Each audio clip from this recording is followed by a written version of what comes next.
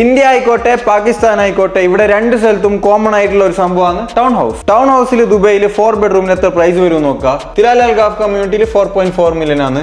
Cherry വുഡ്സിൽ 4 million dirhams, Arabian റാഞ്ചേഴ്സിൽ 3.9 million plus dirhams, പിന്നെ ടൗൺ സ്ക്വയറിലായിക്കോട്ടെ 3.8 മില്യൺ ദിറംസ്, മൂഡൌണിൽ 4 മില്യൺ ദിറംസ്, വില്ലനോവയില് 3.8 മില്യൺ ദിറംസ്. ഇന്ത്യക്കാരും പാകിസ്ഥാനീസും ആണ് ദുബായിൽ ഏറ്റവും കൂടുതൽ വീട് വാങ്ങിക്കുന്ന ആൾക്കാർ.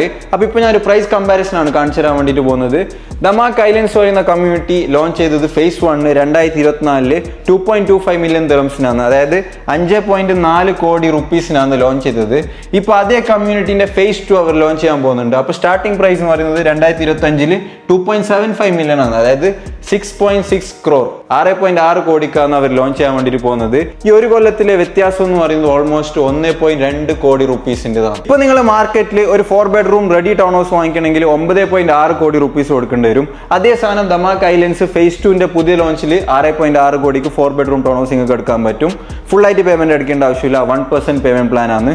കൂടുതൽ അറിയാൻ താല്പര്യം ഉണ്ടെങ്കിൽ നമ്പർ കൊടുത്തിട്ടുണ്ട്, കോൺടാക്ട് ചെയ്യുക.